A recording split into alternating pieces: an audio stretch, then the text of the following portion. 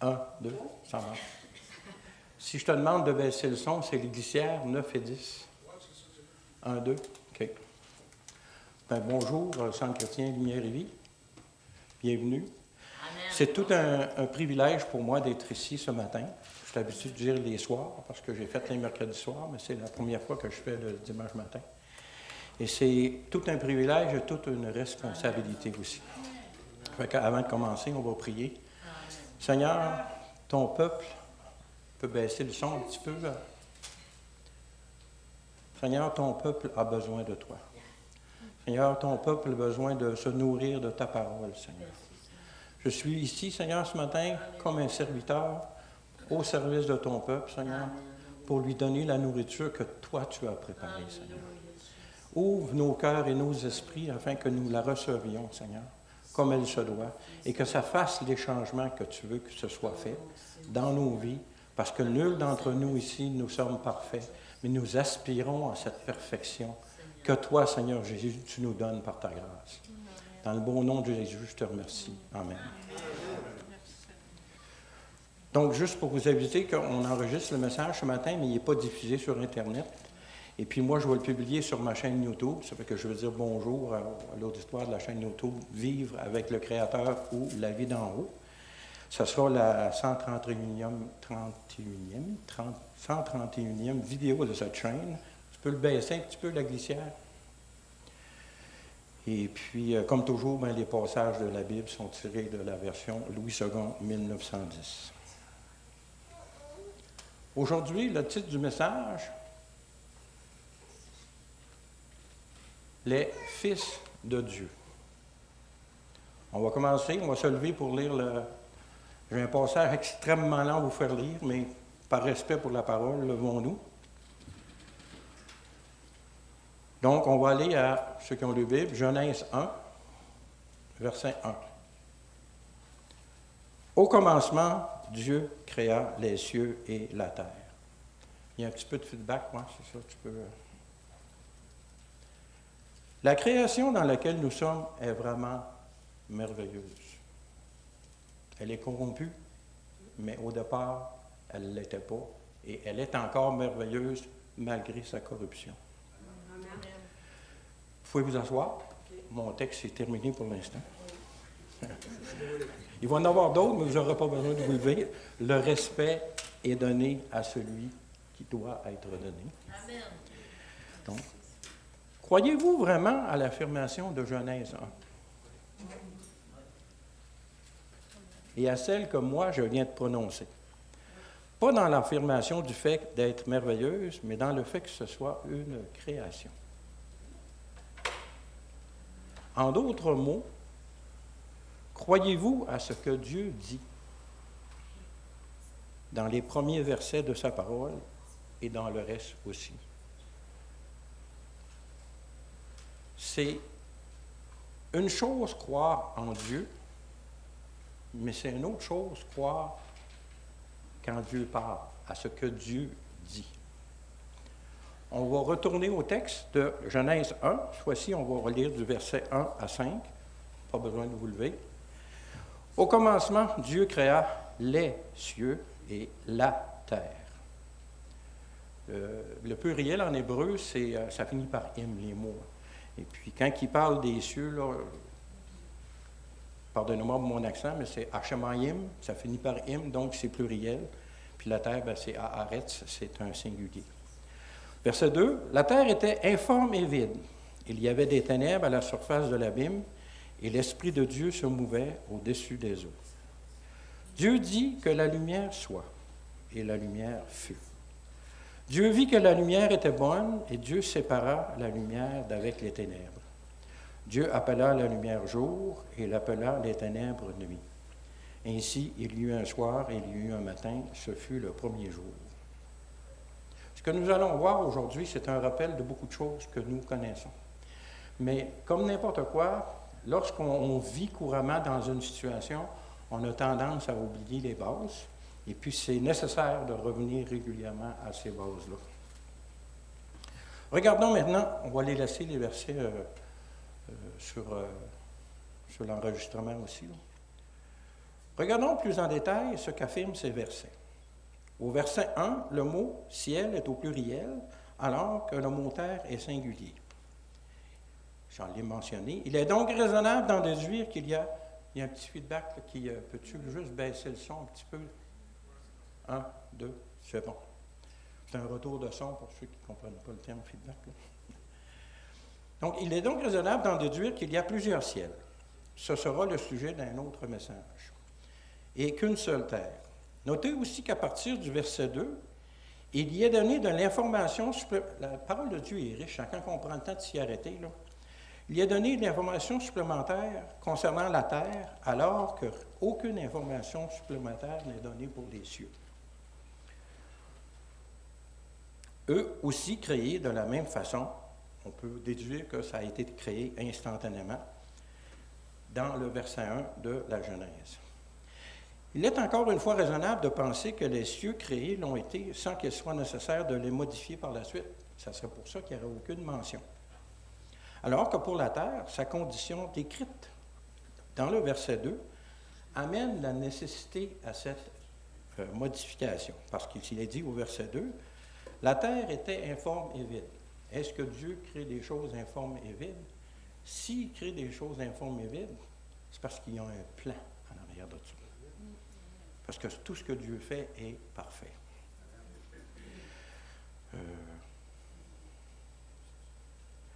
Comme l'argile, c'est un peu comme l'argile, je donne un exemple, comme l'argile sur le tour du potier, qui est en fait le produit final en devenir par l'action agile des mains de son Créateur.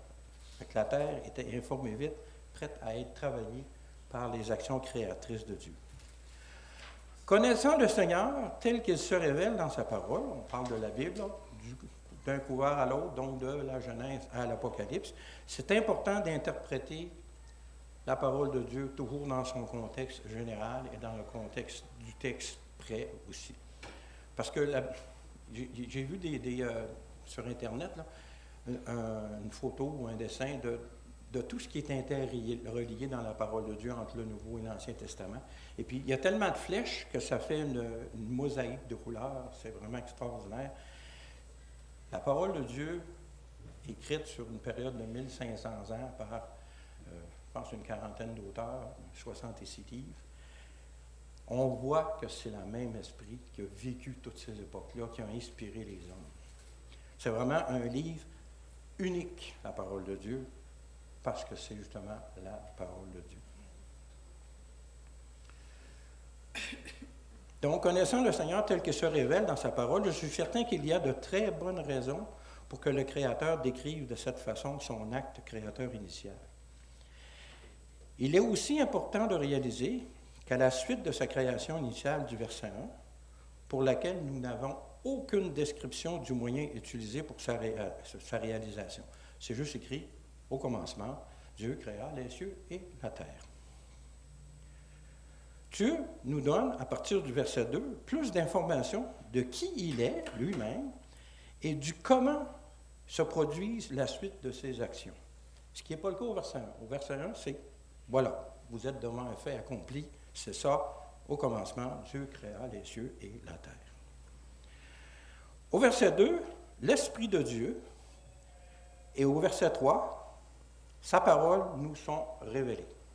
Donc, ça ajoute au caractère du Créateur. Dans le verset 3 et 4, Dieu dit et agit. Donc, Dieu dit et agit. Jésus, c'est la parole. Nous avons cette confirmation. On peut mettre le prochain passage, la diapo 5. Dans Jean 1, versets 1 à 5, on peut lire « Au commencement était la parole, et la parole était avec Dieu. Et la parole était Dieu. Elle était au commencement avec Dieu. Toutes choses ont été faites par elle, et rien de ce qui n'a été fait sans elle. En elle était la vie, et la vie était la lumière des hommes. La lumière, lui, dans les ténèbres, et les ténèbres ne l'ont point reçue. Ça, c'est toute l'histoire de la création.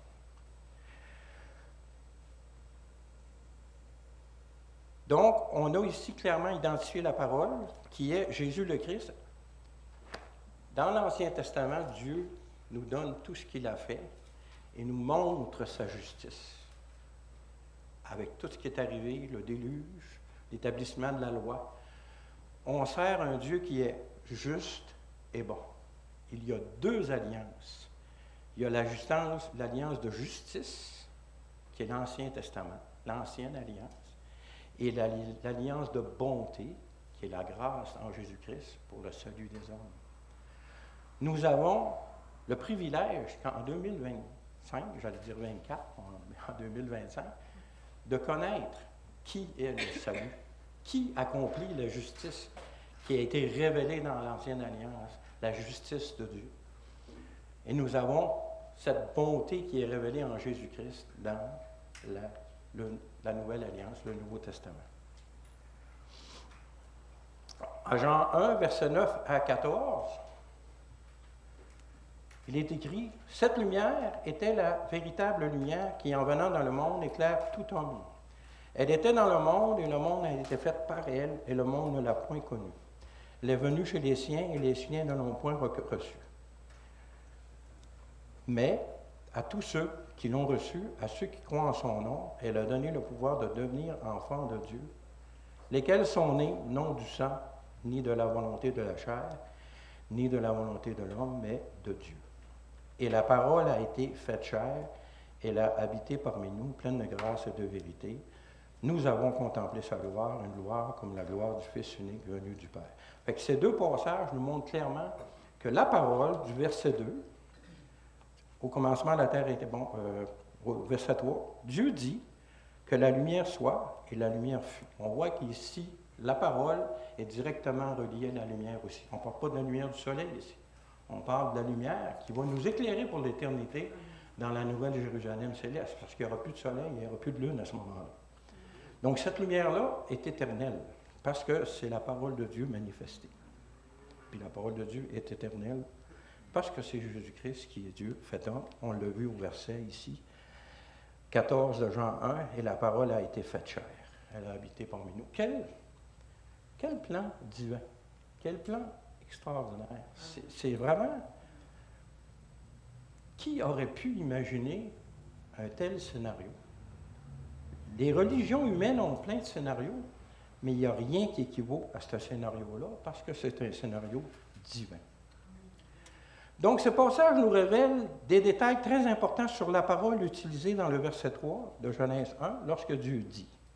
Nous voyons aussi que ce que Dieu révèle est toujours vrai, et que cette révélation ne fait que se détailler et s'affiner au fil du temps selon les besoins et la capacité de ces créatures à le recevoir. Ancienne et Nouvelle Alliance. Dans l'Ancien Testament, c'est écrit Dieu créa, Dieu la parole, mais Jean, dans son évangile, nous révèle que cette parole est Christ et que cette parole est Dieu. Donc, c'est la même chose qui est affirmée dans les deux passages, mais avec Jean, on a plus de détails. Puis, pour ceux que ça fait un certain temps qui marchent dans la vie chrétienne, bien, il y a des choses qu'on croyait lorsqu'on était jeune chrétien, qu'après quelques années, lorsqu'on est prêt à la recevoir, on change notre façon de voir les choses parce que Dieu nous révèle dans sa parole des détails à son plan qui nous amènent dans la direction réelle de sa parole. Donc, qu'un chrétien fasse fausse route sur une certaine doctrine pendant un certain temps, c'est normal, parce que la révélation n'était peut-être pas au point pour qu'il marche dans la bonne direction. Mais quand la révélation vient, le chrétien se corrige, parce que la parole de Dieu est immuable. Là où ce n'est pas normal, c'est quand le chrétien ne se corrige pas. Si le chrétien ne se corrige pas, il y a un problème de croissance. Puis ce n'est pas dans la parole qu'il y a le problème, c'est dans la vie du chrétien. Donc, quant à l'Esprit de Dieu éternel du verset 2, il a aussi son agir, comme l'affirme Zacharie 4. Et voilà. Alors, il reprit, j'étais séparé. Alors, il reprit et me dit, c'est ici la parole de l'Éternel adressée à Zorobabel, ce n'est ni par la puissance, ni par la force, mais c'est par mon esprit, dit l'Éternel des armées. On voit ici que l'Esprit de Dieu, qui est Dieu, agit avec puissance dans sa création. Romains 15, versets 17 à 19 nous disent, J'ai donc sujet de me glorifier en Jésus-Christ pour ce qui regarde des choses de Dieu. Car je n'oserais mentionner aucune chose que Christ n'ait faite par moi. Nous sommes des instruments dans la main de Dieu si nous nous laissons utiliser. Jamais Dieu va passer par-dessus notre volonté. C'est une protection, parce que c'est une loi éternelle que Dieu a établie pour ses créatures. Jamais Dieu va nous forcer à faire une chose. Ce qui est bien, si Dieu ne nous force pas à faire une chose, Satan n'a pas le droit de nous forcer à faire des choses sans notre consentement. Voilà pourquoi Satan utilise la séduction pour nous amener à faire des choses que des fois on regrette après. Pas des fois, en tout cas, si tu es vraiment chrétien, c'est tout beau, tu regrettes.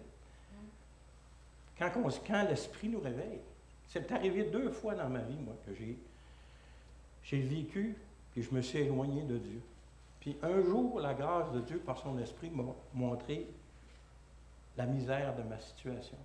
Et puis il y a une prière qui m'a sauvé. Seigneur, laisse pas mon cœur s'endurcir. Puis Dieu attendait juste cette prière-là. C'est d'ailleurs son Esprit qui m'a poussé à la faire.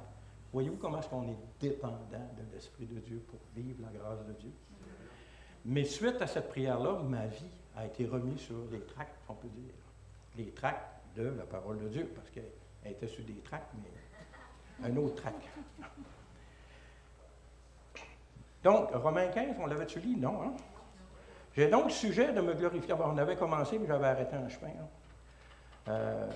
J'ai donc sujet de me glorifier en Jésus-Christ pour ce qui regarde les choses de Dieu, car je n'oserais mentionner aucune chose que Christ n'a faite par moi pour amener les païens à l'obéissance par la parole et par les actes. Par la puissance des miracles, des prodiges, par la puissance de l'Esprit de Dieu. En sorte que depuis Jérusalem et les pays voisins jusqu'à Illyrie, j'ai abondamment répandu l'Évangile de Christ. Ici, Paul est clair. Ce qu'il fait, il fait par la grâce de Dieu, par l'Esprit de Dieu. On ne peut pas vivre la vie chrétienne par nos forces. J'ai aimé le message de la semaine passée, où c'est que le pasteur nous disait que beaucoup de personnes christianisent leur vieille nature, mais ne reçoivent pas cette nouvelle nature. Sans nouvelle naissance, il n'y a pas de participation au royaume. La parabole des 5 vierges, moi, me rend triste. Des 10 vierges, parce qu'il y en a 5. Ce sont tous des vierges. Ce sont tous des gens qui ont vécu une vie chrétienne. Mais la parole que Dieu dit aux folles, je ne vous connais pas. Je ne vous connais pas. Quand j'ai parti ma chaîne YouTube, je me demandais quel nom venait, puis j'ai prié le Seigneur. Puis, les méthodes YouTube, c'est plus c'est court, plus c'est accrocheur, mieux c'est. Mais, dans la prière, le Seigneur m'a montré qu'il fallait que j'appelle ma chaîne « Vivre avec le Créateur ». C'est ça, la vie éternelle. C'est vivre avec le Créateur. Les 5 vierges sages rentrent dans le royaume parce qu'ils vivent avec leur Créateur ici-bas, sur cette terre. Ma chaîne s'appelle « Où la vie d'en haut ». La vie d'en haut. Sur terre, on peut la vivre en Jésus-Christ aujourd'hui, ce qui est essentiellement la bonne nouvelle. Tu n'es pas obligé de mourir pour rencontrer Dieu. Tu peux le rencontrer tout de suite. Reconnais qui tu es, être imparfait, magané par la vie, plein de, disons le mot, péché. Tu manques le but pour lequel Dieu t'a créé. Il t'a créé pour être en communion avec lui. Le péché empêche ça. Il t'a créé pour que tu sois heureux. Le péché empêche ça.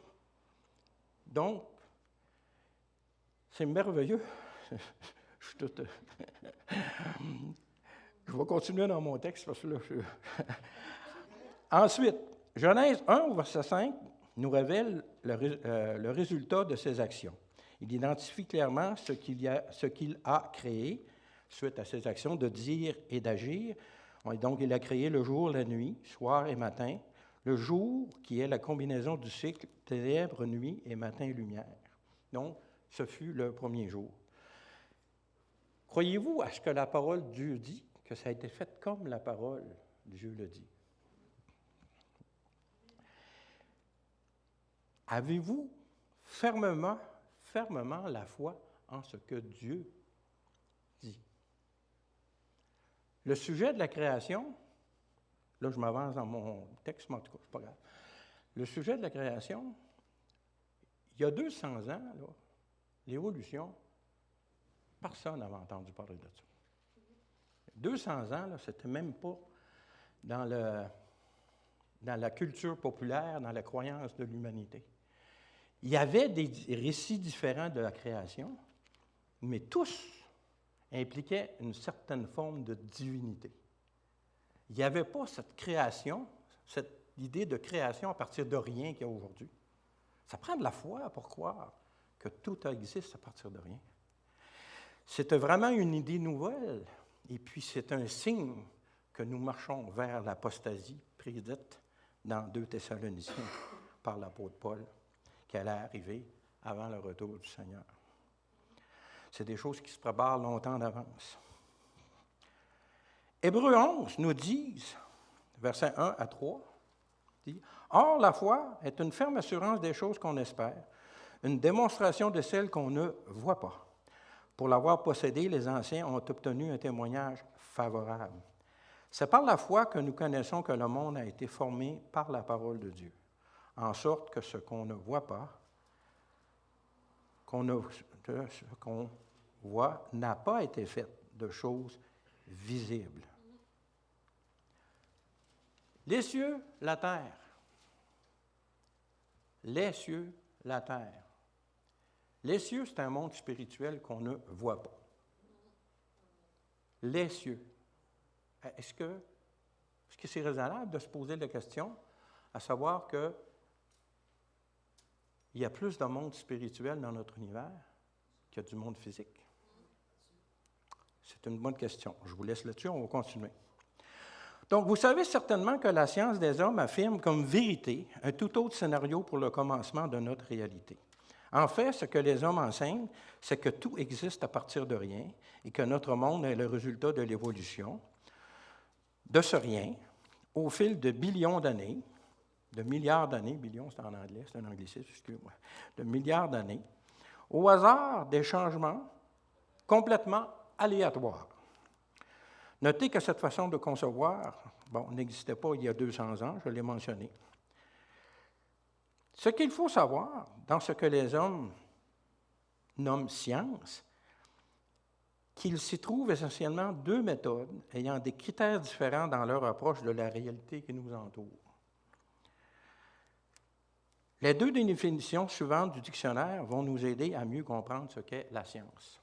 Donc, tu mets le prochain texte. Donc, quelle est la définition de la science? C'est un ensemble cohérent de connaissances relatives à certaines catégories de faits, d'objets ou de phénomènes, obéissant à des lois et ou vérifiés par les méthodes expérimentales.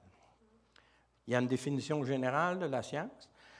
La science, au sens général, désigne l'ensemble des connaissances humaines qui se rapportent à des faits obéissant à des lois objectives. Donc, ça prend des lois, ou considérées comme telles. Donc, pour être considéré comme tel, il faut qu'il y ait consensus. Dire, bon, ça, c'est les lois qui s'appliquent à notre science.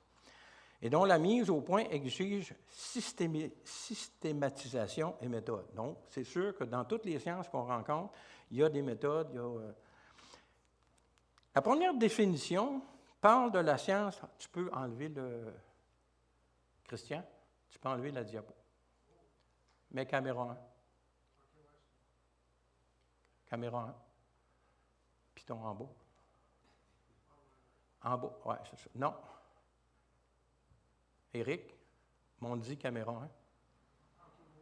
C'est bon, c'est bon, merci. Je vais pouvoir le couper au montage. C'est l'avantage de ne pas être en direct. Donc, la première définition parle de la science d'observation qui expérimente avec les choses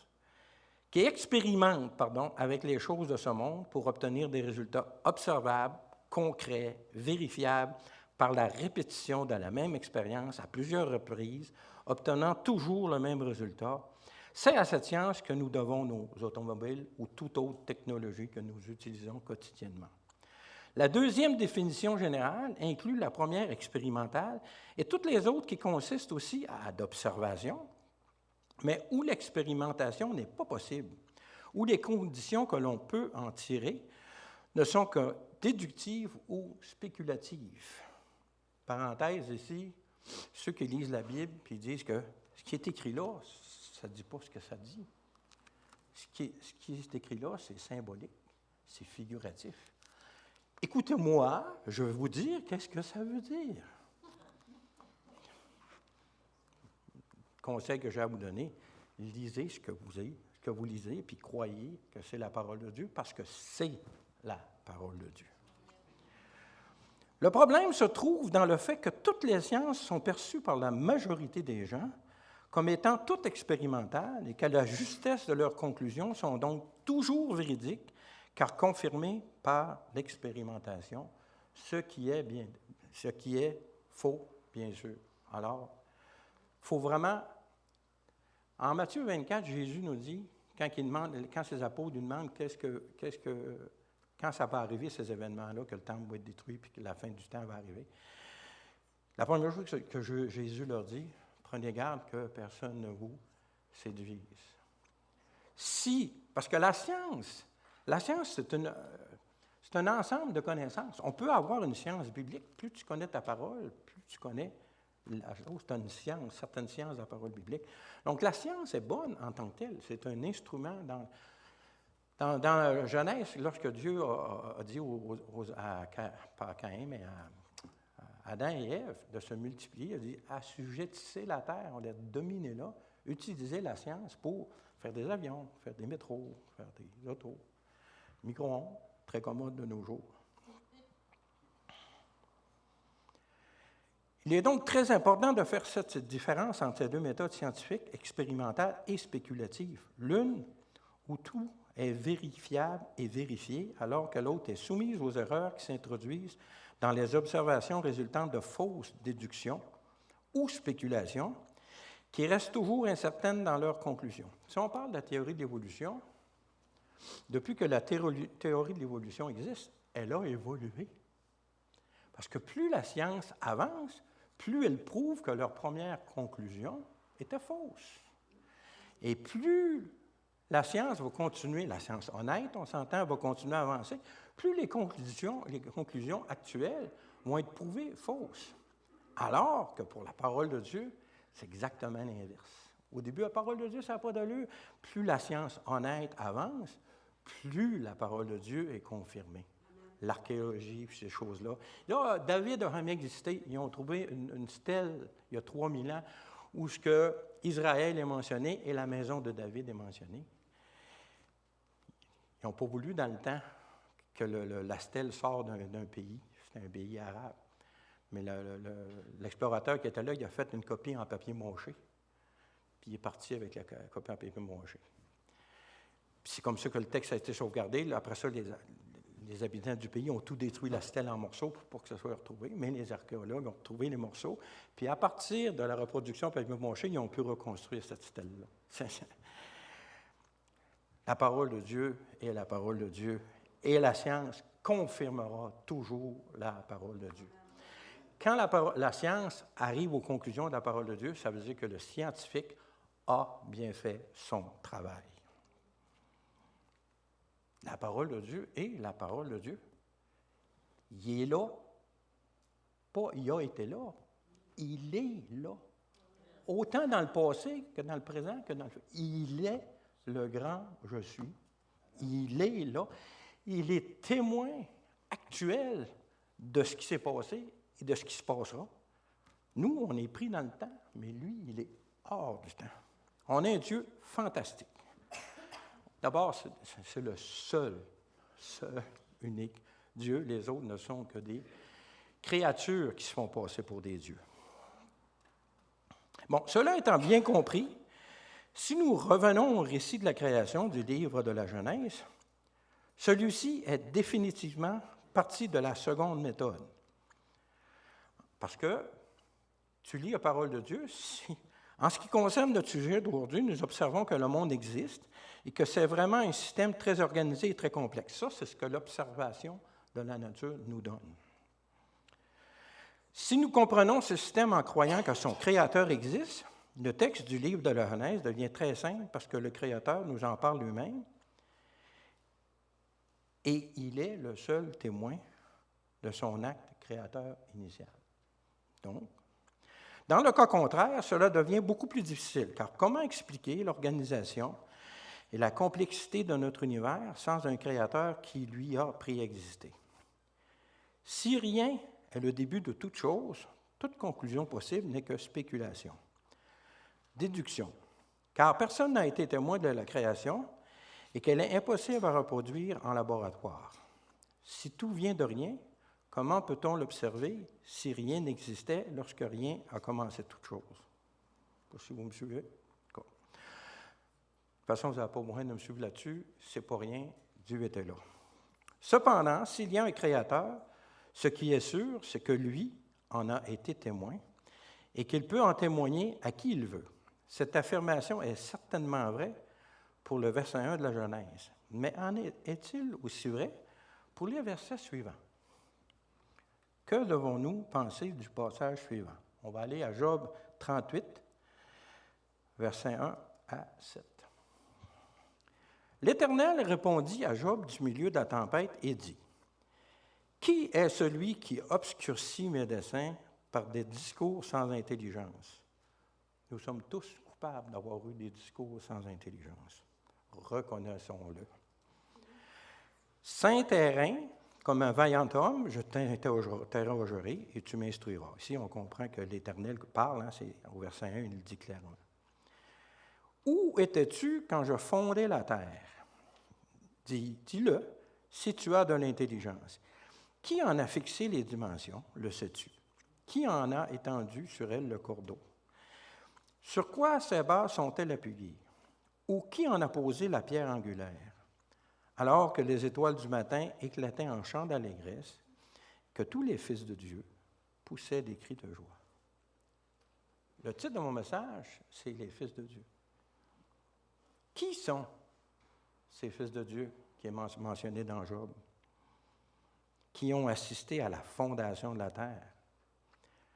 C'est sûr qu'ils n'étaient pas là au verset 1, parce qu'au verset 1, il n'y avait rien à part que le Créateur. Pouf, les cieux et la terre existent. Mais maintenant, on sait, si on continue à lire le chapitre 1 de la Genèse, que la terre, il y a eu une évolution de son apparence. Donc, on parle de cette période-là. Donc, il y a eu des fils de Dieu qui ont été témoins de cette période-là. C'est raisonnable d'en penser. Personne d'entre nous ont assisté à la fondation de la terre. Nous qui sommes des enfants de Dieu, selon la parole qui s'est faite chair. En Jean 1, 12, 14, qu'on a lu tout à l'heure, c'est écrit, on peut le mettre, mais à tous ceux qui l'ont reçu, à ceux qui croient en son nom, elle a donné le pouvoir de devenir enfants de Dieu, lesquels sont nés, non du sang, ni de la volonté de la chair, ni de la volonté de l'homme, mais de Dieu. Et la parole a été faite chair, elle a habité parmi nous, pleine de grâce et de vérité, et nous avons complété sa gloire, une gloire comme la gloire du Fils unique venu du Père. Lesquels d'entre nous se sont présentés aussi devant l'Éternel, selon les passages de Job 1 et Job 2 que nous allons lire? 1, 6. Or, les fils de Dieu, encore les fils de Dieu, vinrent un jour se présenter devant l'Éternel, et Satan vint aussi au milieu d'eux.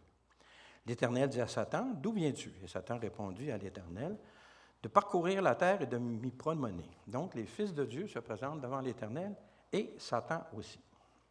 Job 2 nous dit, « Les fils de Dieu vinrent un jour se présenter devant l'Éternel et Satan vint aussi au milieu d'eux se présenter devant l'Éternel. » Donc, il y a une réalité ici qui se répète. Je vous invite à aller lire le livre de Job. C'est très, ça nous amène à une certaine humilité. Ces deux passages nous révèlent qu'il y a deux sortes d'êtres spirituels qui se présentent devant Dieu. Ses fils, que nous supposons être soumis à Dieu, et Satan, souvenons-nous que le mot Satan veut dire ennemi, que l'on sait s'opposer à Dieu, la parole de Dieu en parle abondamment. Revenons donc au verset 1 de Genèse, où nous avons constaté qu'il y avait plusieurs ciels. Si nous regardons l'ensemble de ce que la Bible dit au sujet de ces ciels, nous constatons qu'elle en identifie trois. Le ciel où se trouve le trône de Dieu, c'est mentionné C'est le troisième ciel, c'est mentionné par Paul dans 2 Corinthiens 12, 2. On ne le lira pas, je n'ai pas mis le passage. Tu peux enlever la fenêtre. Hein? C'est ça. Dans sa création, okay. Le ciel, il y a aussi le ciel où les esprits, fidèles ou pas à l'Éternel, évoluent. On voit ça dans c'est le deuxième ciel, c'est l'Apocalypse 12, versets 7 et 8, où il y a le combat dans le ciel, là, Michael contre Satan. Et finalement, il y a le ciel physique qui nous est accessible par l'observation. C'est ce qu'on voit. L'atmosphère, les étoiles, les galaxies, ça c'est le premier ciel. Donc le premier, le deuxième ciel et le troisième ciel. Comme je vous dis, éventuellement, j'aurai un enseignement là-dessus. J'en ai déjà de prêts, là. J'en ai sur ma chaîne, d'ailleurs, qui sont publiés en 2 volets.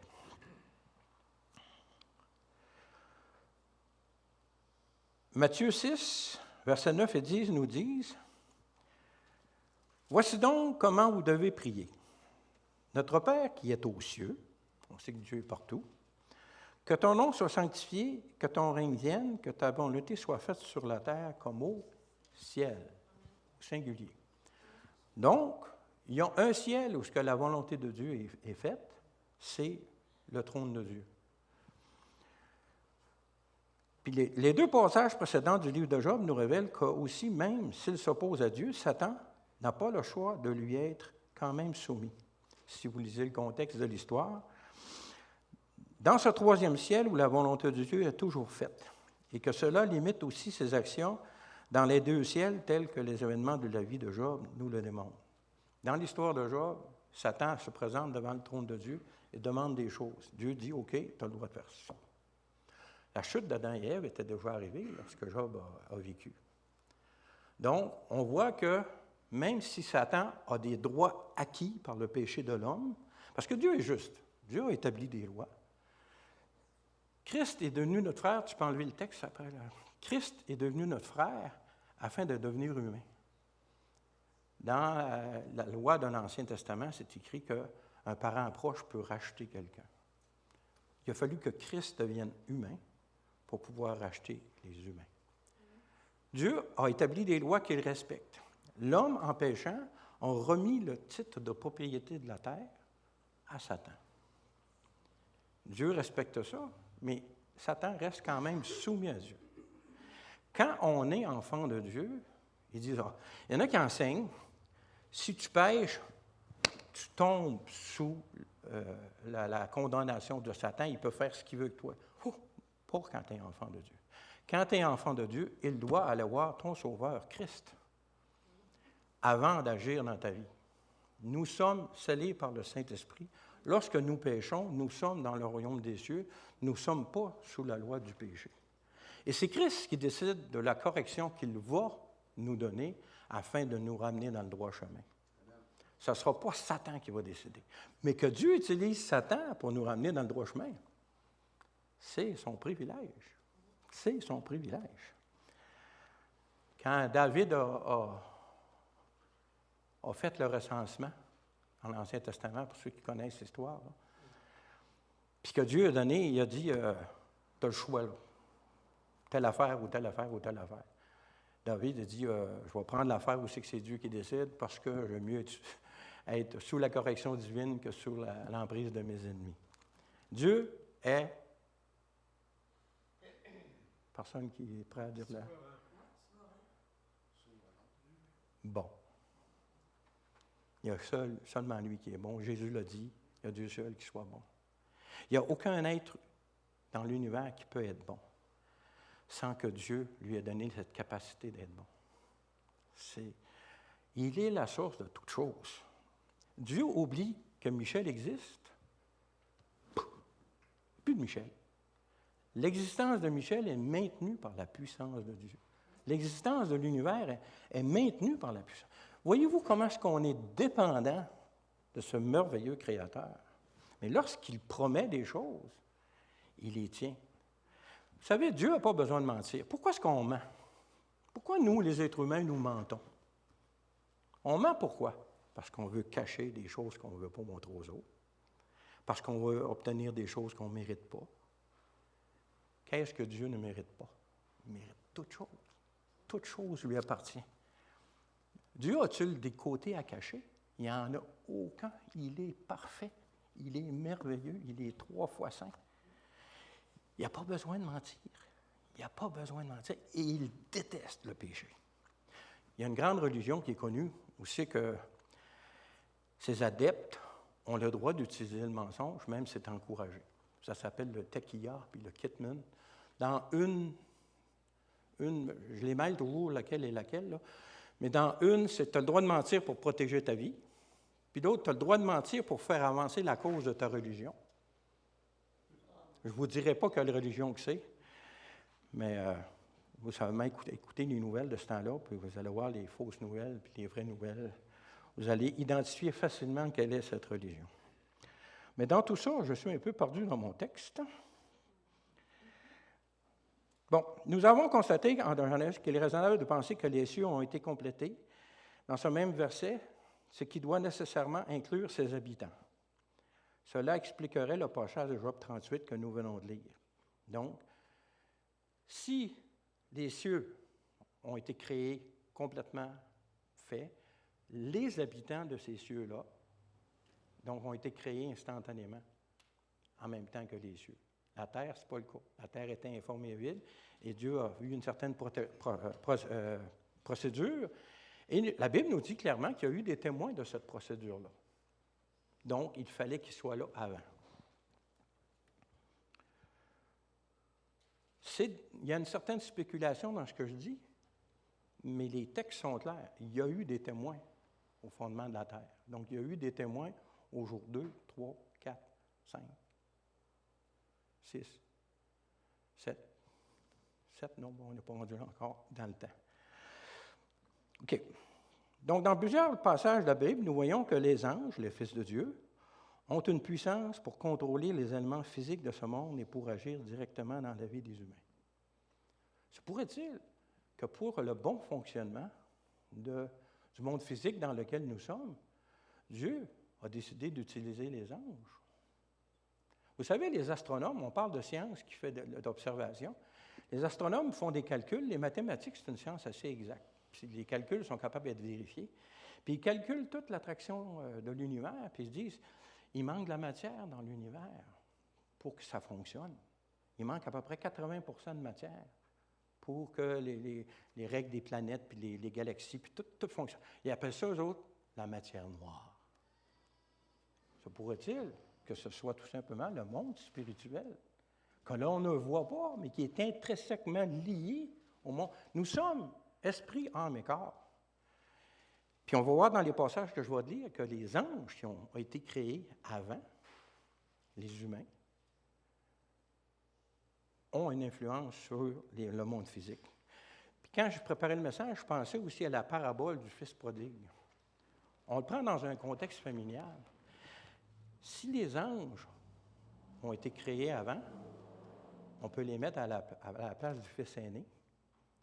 Et l'être humain, le Fils prodigue, qui lui a péché, qui a fallu un sauveur pour le ramener à la maison.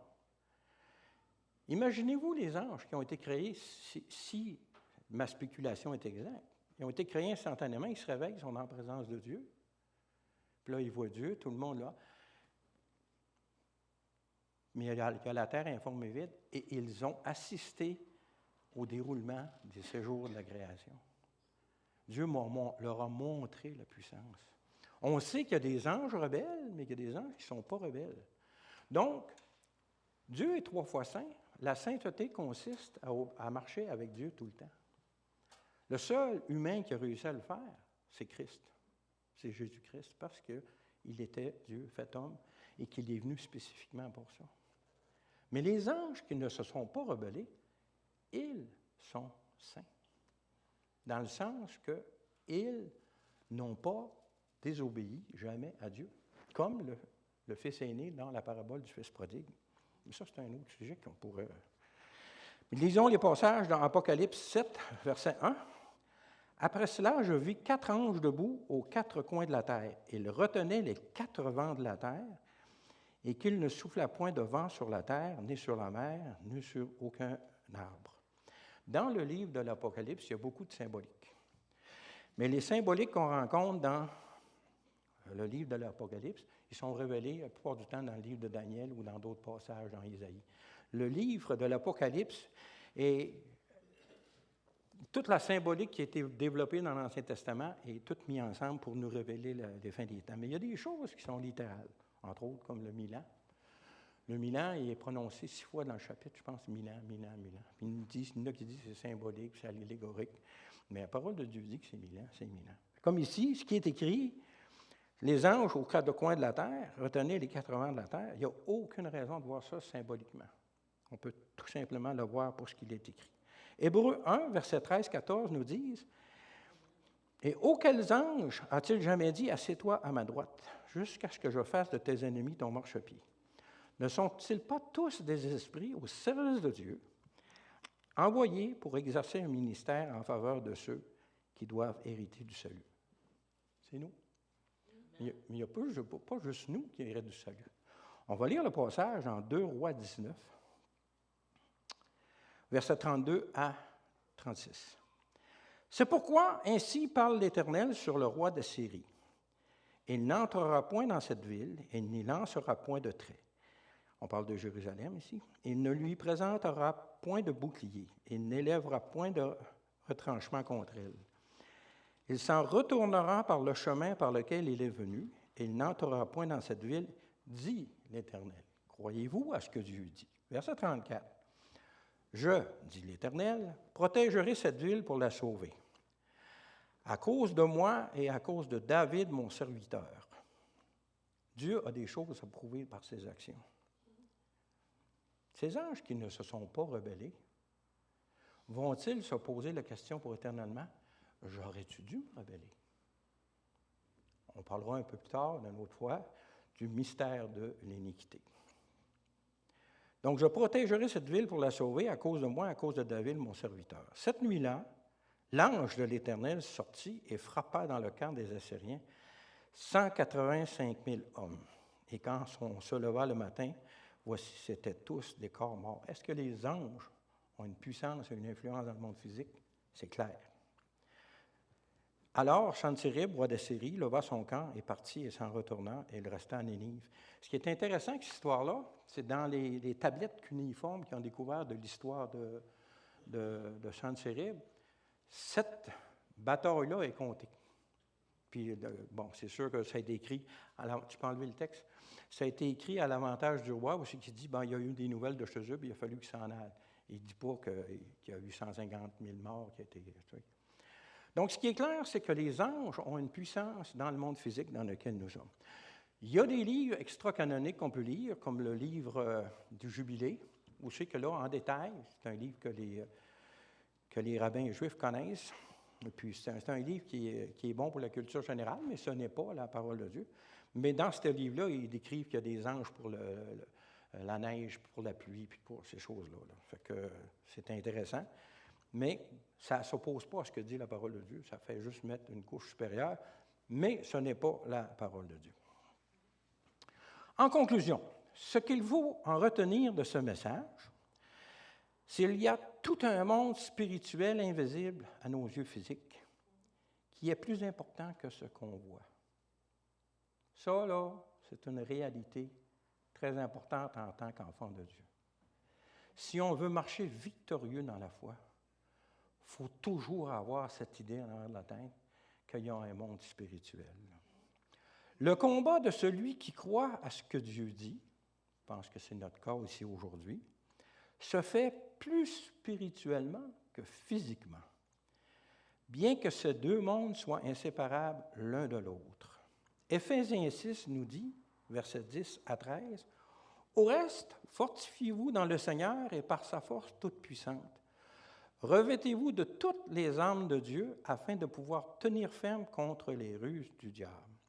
Car nous n'avons pas à lutter contre la chair et le sang, mais contre les dominations, les autorités, contre les princes de ce monde de ténèbres. » On parle ici du deuxième ciel. « Contre les esprits méchants dans les lieux célestes. C'est pourquoi prenez toutes les armes de Dieu afin de pouvoir résister dans le mauvais jour et tenir ferme après avoir tout surmonté. » C'est donc possible. Ce qui est aussi très important de comprendre, c'est que ce combat est individuel. Ce n'est pas fréquenter une église qui va te protéger de ce combat-là. Fréquenter une église va t'amener la science de la parole de Dieu. Il va t'amener le témoignage des frères et sœurs de leur vie de victoire, de leur vie de défaite aussi. Il va t'amener l'expérience des autres, mais le combat est essentiellement individuel. Chacun d'entre les enfants de Dieu doivent combattre pour eux tout en s'encourageant mutuellement. C'est le but de l'Église rassemblée. Dans l'amour dont Christ lui-même nous a aimés. Les 2 plus grands commandements, c'est « Aime Dieu de tout ton cœur, toutes tes forces, tes pensées, ton prochain comme toi-même ». Et le 3e commandement que Jésus a donné à son Église, « Aimez-vous les uns les autres comme je vous ai aimés ». Il a donné sa vie. Il est venu essentiellement pour nous aimer. Nous devons continuellement nous examiner nous-mêmes afin d'identifier de quel esprit nous viennent nos comportements.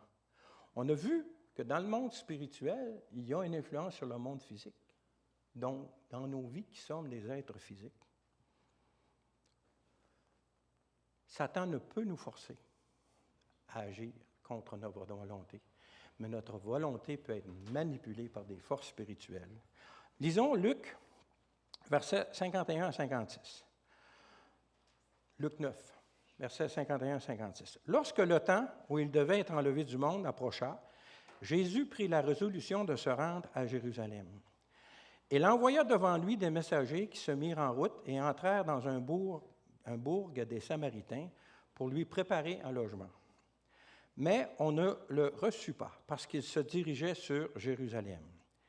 Les disciples, Jacques et Jean, voyant cela, dirent « Seigneur, veux-tu que nous commandions le feu, que le feu descende du ciel et les consume? » Jésus se tourna vers eux et les réprimanda, disant « Vous ne savez de quel esprit vous êtes animés. Car le Fils de l'homme est venu non pour perdre les âmes des hommes, mais pour les sauver. » Et ils allèrent dans un autre bourg. Le but étant de pouvoir dire, comme l'apôtre Paul à la fin de sa vie, Timothée 2 Timothée, chapitre 4, versets 7 et 8, « J'ai combattu le bon combat, j'ai achevé la course, j'ai gardé la foi. Désormais, la couronne de justice m'est réservée. Le Seigneur, le juste juge, me le donnera dans ce jour-là, et non seulement à moi, mais encore à tous ceux qui auront aimé son avènement. » Cette assemblée a vécu un temps difficile dans les derniers mois. Plusieurs en souffrent et nous devons prier les uns pour les autres. Peu importe où vous vous situez dans cette situation, souvenez-vous que nous ne luttons pas contre la chair et le sang, pas contre nos frères et sœurs, mais bien contre ce monde spirituel qui s'oppose au royaume de notre Père céleste. Recherchons dans nos propres vies ce qui ne vient pas de l'amour du Père et demandons à l'Éternel de nous aider à rejeter ce qui vient de l'ennemi, afin que l'amour de Christ soit vainqueur, car c'est lui et lui seul qui bâtit son Église. Je termine pour le web, la chaîne. Soyez tous bénis. À la prochaine, si Dieu le veut. Tu peux arrêter l'enregistrement.